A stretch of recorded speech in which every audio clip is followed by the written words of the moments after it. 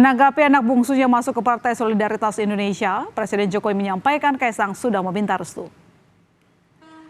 Hal ini diungkapkan Presiden Jokowi usai peletakan batu pertama Hotel Nusantara di Ibu Kota Nusantara. Menanggapi dengan santai, Jokowi menyatakan bahwa Kaisang sudah meminta restunya. Jokowi juga menegaskan menyerahkan pilihan kepada anaknya karena sudah berkeluarga dan memiliki tanggung jawab sendiri.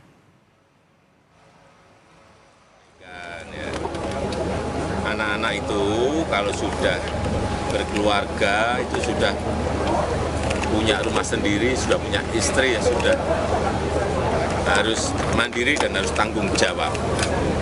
Artinya apa yang diputuskan itu pasti sudah menjadi tanggung jawab.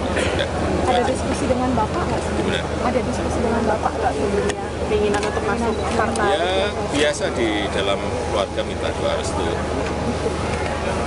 Karena saya bilang tidak pun juga tetap akan jalan. Itu anak-anak saya seperti itu kalau mau tahu. Ya.